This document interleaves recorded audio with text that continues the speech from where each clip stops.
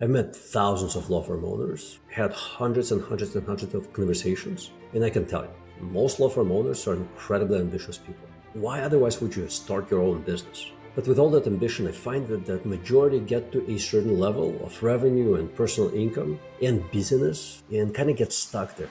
If you're one of those people, if you want more out of your business and out of your life, there's no better person to talk to than Luis Scott, who I had the pleasure of interviewing on this podcast for the third time. Why is he the best person to talk to about getting unstuck?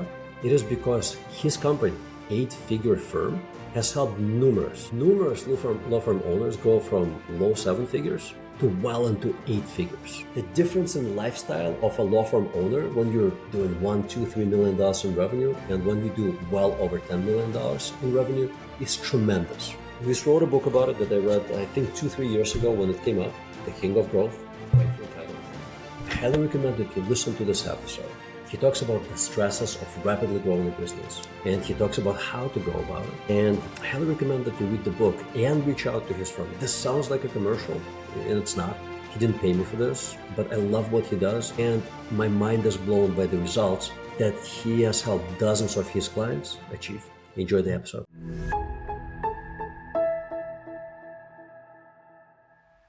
Hi there. I have a small but really meaningful favor to ask you.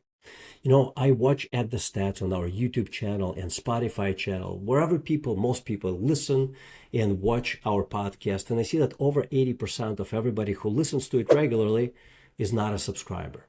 I'm asking you to subscribe to this channel. And the reason for that is my mission and the mission of my team is to help as many small law firm owners to learn how to transform their law firms into better businesses, and so they in turn enjoy better lives. When you hit subscribe button, you tell these platforms that this is content worth listening, worth viewing, and they in turn will show it to many other small law firm owners and hopefully help me fulfill our mission of helping them create a better business and enjoy better lives. So would you please do me this favor? It would mean the world to me, and hit the subscribe button. And my promise to you is that I will continue to work hard at creating good content with practical ideas that help you and your teams grow better law firms. Thank you. Welcome to Grow Law Podcast. I have the honor of having this amazing gentleman on my show for the third time in the last 3 years. Luis Scott, welcome to the show. Thanks for having me, man. Yeah, it's amazing to have you. You're one of the sharpest business minds in the business. You have done amazing things in growing a law firm before, and now for the past 4.5 or so years, you've been helping other law firm owners grow from wherever they are today to 8 figures and above, which is super interesting. Last time I had you on this podcast, just a little over 2 years ago, by then you already had 15 law firms that you took from low 7 figures or a little bit below 7 figures to 8 figures. Where does that figure stand now? Yeah, so I guess we were on 15. I think we're about maybe 30, 35 firms that we've done that for. What's even wilder is that we now have a couple of firms in our membership that are in the $50 million range. And then we have a couple of firms that are almost in the $100 million. One that is in the $100 million revenue range, and one that's around 80, 90 million. So like the growth of these firms has really, really been phenomenal. What's the typical growth rate that you're seeing across the cohort of your clients?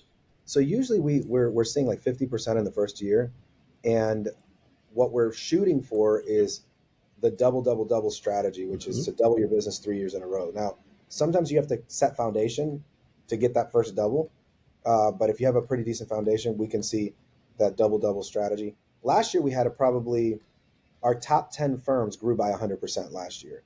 And I'm not talking about, 500,000 to $1 million. I'm talking about 6 million to 12 million or 10 million to 20 million, like those types of firms. So it's been absolutely phenomenal. That is an insane growth rate. I don't know if you've ever read the book Double Double by Cameron Herold. Oh yeah. He was actually one of my coaches for about 2 years. That's amazing. He's going to be another honorable guest on this podcast a week from today. Oh, awesome. So great. Cameron is a great guy. He and I met at the conference, I think circa 2014 or 15. And his book was definitely instrumental in my own business growth. Just great guy. Very, very, very smart. So I'm curious, with that speed of growth Mm. and even lower speed of growth, the stress level that people must be experiencing is astronomical. Is Yeah. that what you're seeing, or is it more manageable for them? Yeah, it's not only what I'm seeing, it's what I'm hearing, and Mhm. you hear it in the way that people address business or speak about their business. But there's three primary categories of business growth. There's the 0 to 25%. I call that ordinary growth. 25 to 50%, which is accelerated growth, and then 50% and above, which is scaled growth. Now, this is really important because at each stage there's going to be a different experience as it relates to your stress level. From 0 to 25%, not a lot of stress. I mean, that's ordinary growth. You're going to make a couple of fixes. You're going to make a couple of changes. People are going to probably be pretty happy, and it's going to be fine. 25 to 50%, things start happening, and what happens is that something in your business starts breaking down, or maybe one or two things, maybe three things break down in your business. You may have a key player who leaves. You may have a sales system breakdown. Your marketing may not be working like it was. But scaled growth, which is 50% and above, everything in your business is pretty much falling apart, right? Your COO is leaving, you have a lawyer who's taking away your business, your marketing is not working like it used to, your sales team all of a sudden can't perform, you're backlogged on cases, you're having billing issues. And I think what happens is that many people go into their year with the goal of scaling, but underestimating the stress that is associated with scaling. And so they start saying things like, I thought it would have been easier. And my response to them is always, you thought what would have been easier? Doubling 100%? How would that be easier? That sounds insanely difficult, right? And so I think that's why what's bringing on the stress. It's they have an expectation of growth with an inconsistent expectation of hardship. And unfortunately, the more you grow, the more hardship that is. I always talk about the gym. If you wanted to lose 10 pounds in a year, that's less difficult than losing 10 pounds in 6 months, and less difficult than 10 pounds in a quarter, less difficult than 10 pounds in a month. And 10 pounds in a week is really, really hard. So the more intense you are with your growth as a person, as a business, the more difficulty you're going to have in that process. But, and this is a question, worth it? Is it worth it? Is it worth it?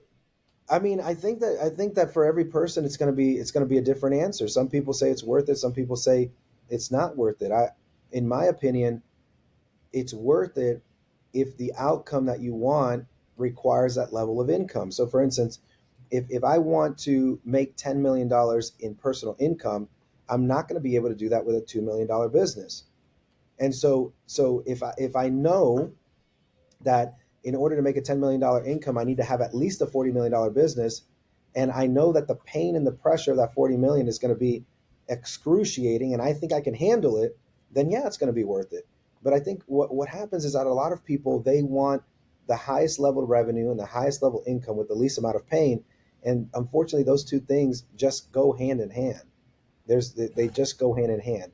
There are times when you can reach this level of flow, and this is not the correct use of the word flow. I know there's a book about this, but there's a time where you're going to reach a level of flow where things do seem to be very easy, and it seems like you're making more money, but not in the early stages. In the early stages of really grinding and getting up to that revenue level, it is difficult. Yeah, excellent points. Mhm. I think it's worth it. I've gone through accelerated growth in multiple businesses now, and to me, it was always worth it because the alternative to that, if you look at professional service companies like law firms, a typical annual growth rate is 4.3%. Right. Put it against the backdrop of 3% normal inflation, you're Mm. standing still for years and years and years and years. And stagnation is real for so many Yeah. law firms. And Mm. revenue stagnates, personal income stagnates, boredom usually rises, Hmm. satisfaction with life usually declines. So Yep. I will take that stress over a year or two or three Hmm. as like paying the dues Yeah. to getting to what I want, which to me, I was just having a conversation with one of my teammates yesterday. She is one of the managers, team leaders, and I told her that she's one of few people who comes to me fairly regularly and talks about growth. Hmm. Like progress makes her happy. If you're the Right. kind of person who hate stagnation, and you have to Mhm. have that progress, then it's just so worth it. Yeah. But as a coach, as an advisor to so many law firm owners, how do you train them? What do you tell them? What tools do you give them to manage the stress of rapid growth or accelerated growth, as you called it? And Mhm. also just all the other pressures and stress factors that exist out there. Okay, so the first step is intentionality, and I think that's where I want to start. It's showing them that their desired growth requires a certain level of intentionality. So if a person comes to me and says, I want to grow 75% next year, I'm going to show them the model 0 to 25, 25 to 50, 50 and above. And I'm going to say, if you want to grow to 75%, you're going to have marketing breakdown, sales breakdown, your CEO is going to quit, your HR person is going to quit, you're going to have one lawsuit, one bar complaint, one malpractice issue. Are you prepared for that? And if they say anything but I'm excited about it, then I'm going to say you probably need to shoot for a lower goal. I was working with one of my members who's been with us for about 4 years since the beginning, and they've had amazing growth. They went from 980,000 to 9.5 million in 3.5 years. And I was talking to them because they heard my analysis of the three levels, and they realized that they've been scaling every year, always 50, 60, 70, 100% growth. And they now finally understood why they were going through so much hardship. And they had everything. They had the malpractice, they had the employee discrimination lawsuit, they had their COO quit, they had somebody steal money from them, they had their sales, conversion rate plummet, their marketing was not. They had literally about everything. In the midst of all that, they still went from 990,000 to 9.5 million. In the midst of all that, right? But they came to me and we're in the business planning process, and they said, after hearing that explanation, we realized we don't want to scale this year.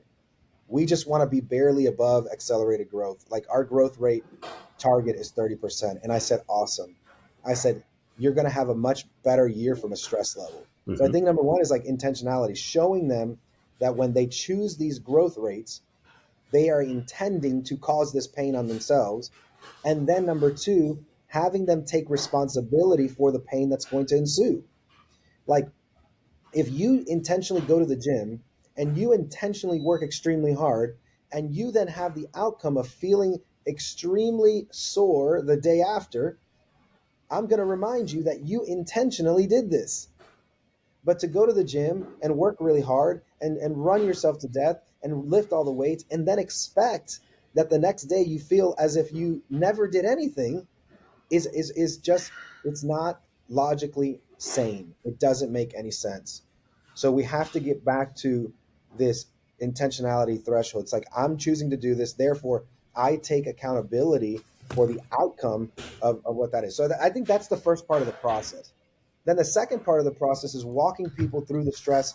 Once they've chosen intentionally to do it and they've accepted the responsibility of the outcome, it's then reminding them that this was all part of the plan.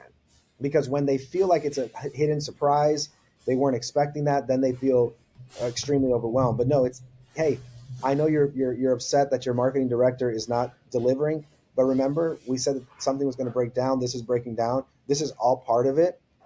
This is a time where we learn to regroup, because you don't learn anything from success. You only learn from failure. So breaking things down in your business is how you actually learn. And then once you learn, hopefully you incorporate it where you don't have to learn that lesson again. That's amazing. I love the saying, expect adversity. Yes, Life sure. comes with adversity. Of course. And that accelerated growth, you just expect a multiple of the common adversity that you would experience in your business. Yeah. Yeah, of course. Well, that's what entrepreneurship is all about. Building a business and scaling a business. It's like drowning, and then people say, "Here, catch this baby," in the middle of you drowning. It's like that's what it's like. But you've been there and you've done that. Yeah. Have you gone through all of the pains that you just mentioned when you took, back then it was Bader Scott, you took it from 5 million to over 50 million, if I remember correctly, in like 6 years, give or take. Yeah, so we were around 40. We were around 40, but Mhm. still phenomenal growth, right? Like five to 40. But what I will say is, whether it was a law firm or whether it was a figure firm, yes, we have gone through that, and yes, we've dealt with employee issues, and we dealt with marketing issues and sales issues, and lawyers leaving, and and people, backstabbing you and taking your cases, and trying to start their law firm with your cases. And we've gone through every one of those things 100%. But I have an unusually high tolerance for pain, because I've always felt like the outcome is just far, the known outcome, what I knew I could do, was far greater than any of the pain that I was going through.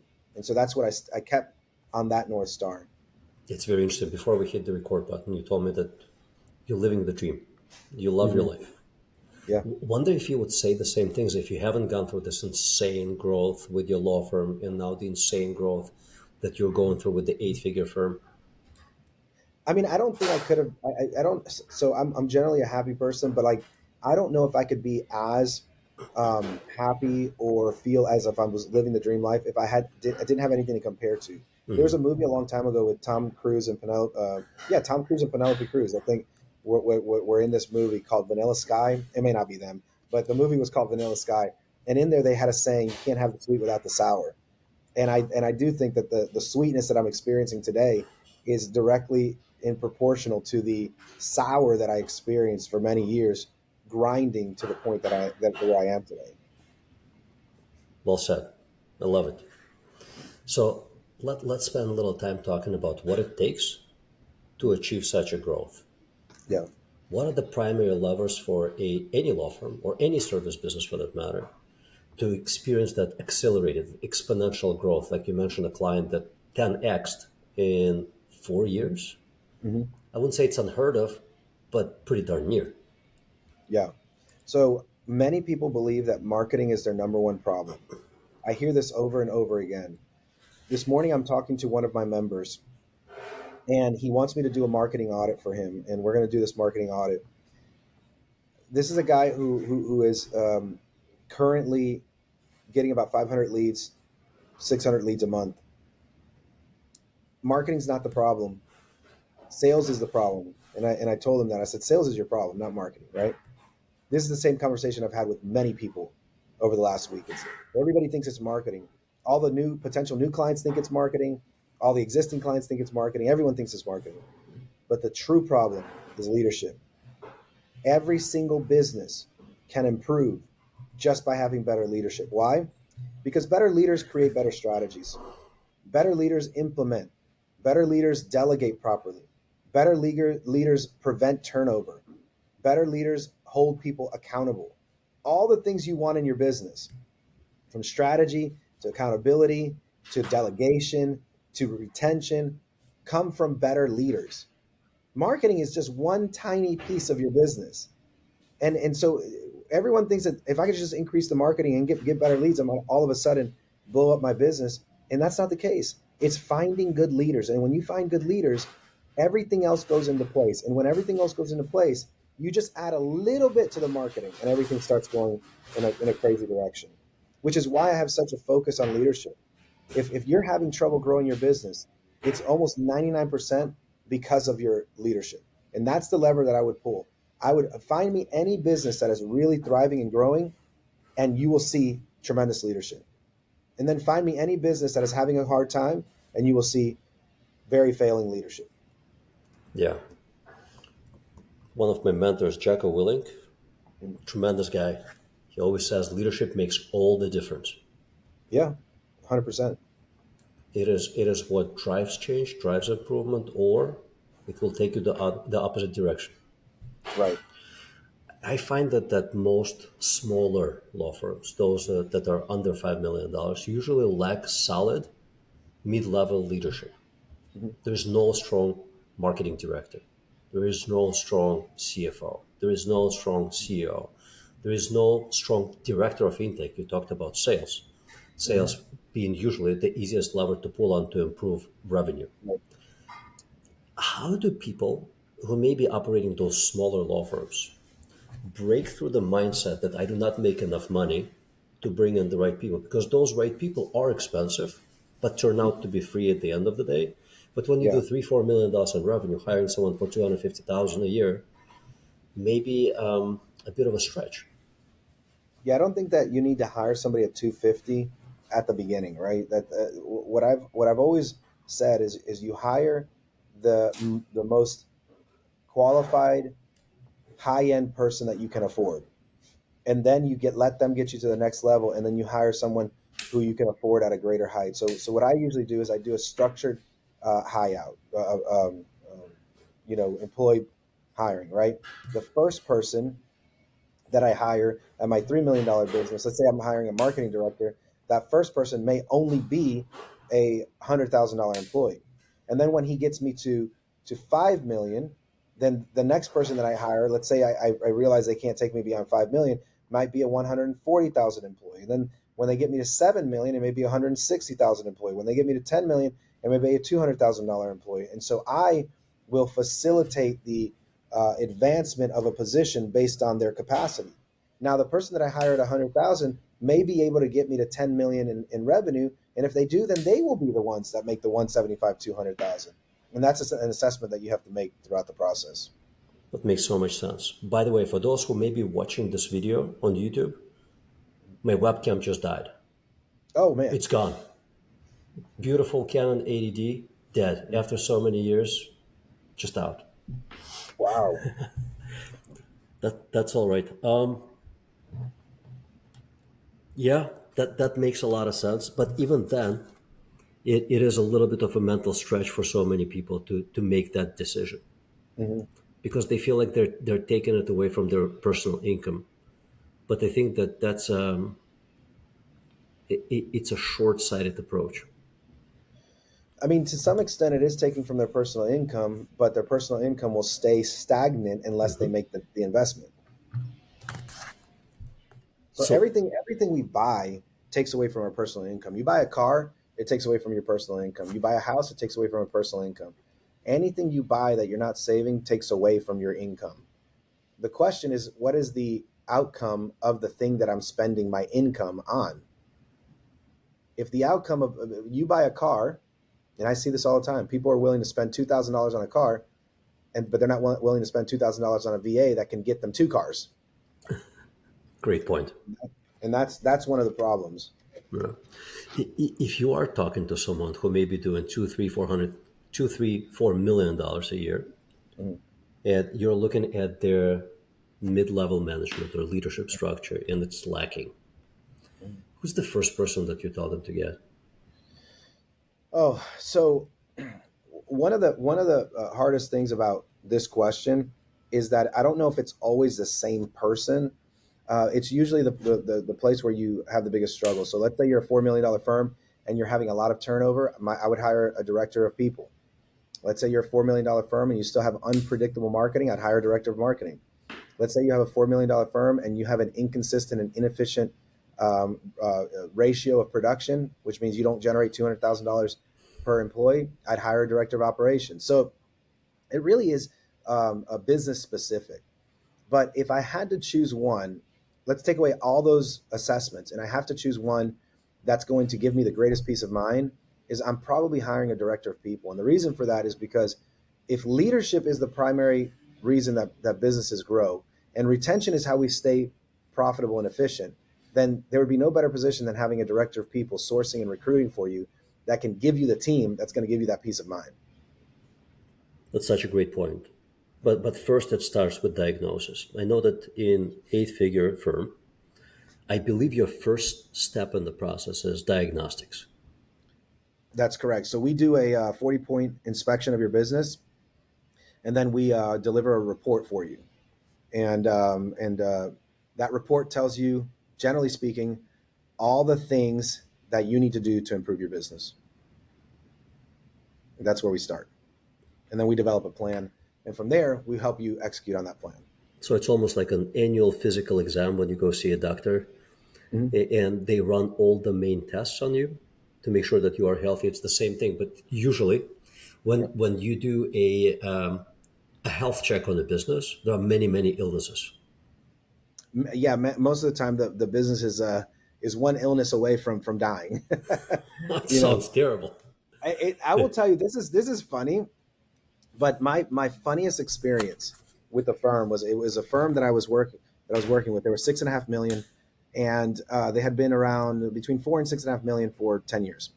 And when I met them, they said, all I want to focus on is X. And the reason I only want to focus on X is because everything else is good in the business. Mm. That's what they told me. 6.5 million, 10 years. Everything else is good in the business. And I was like, okay, well, just entertain me and let me do my full 40-point inspection. By the time we were done, they basically said, we are so embarrassed. We didn't realize how bad our business was. We had over 30 things that needed to be fixed in parts of their business that they said were just under control. Yeah. 30. And I said, don't be embarrassed. I said, that's why we're here. We're going to help you fix all those things, which we did.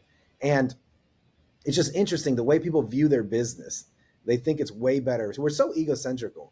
We always think it's way better than it really is. That is so true. Most people overvalue their businesses Of and in course. general think that things are a lot better than they actually are. I think that you have to be around the block many, many times and go through such assessments and have an advisor. I Yeah. am a huge proponent of always having an advisor who is looking over your shoulder and Mhm. helps you go wherever it is that you want to end up. And they will And the they will other tell you thing the is, truth. well, and not just having an advisor, but having an advisor that has context. Like one of the things that I love, we've worked with 200 law firms, and we have dozens and dozens of law firms that do the practice areas that people hire us for. Like I can tell you what other people are doing. Like I'm not going to tell you their names and their personal information, but I can tell you if your CPL on your marketing is this, it's not consistent with the other 30 firms that we have doing that.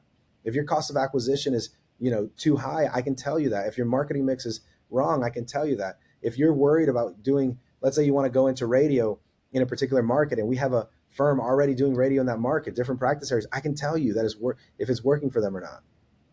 And that's the beauty of having someone who is your mentor, who's coaching you and working with you.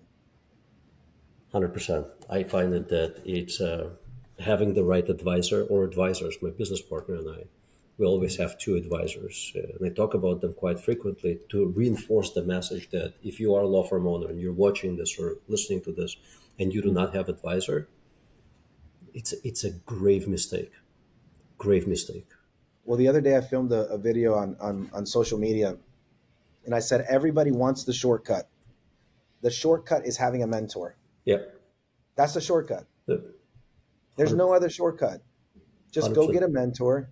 Go get a mentor who can get you off your butt to work. Yeah. That's the shortcut. Somebody who already paid for the mistakes that you do not want to pay for. Pay for it dearly. Yeah. Yeah. I'm curious about the journey that you had at Bader Scott, those 6 years that you were there. Mm-hmm. I bet you have made some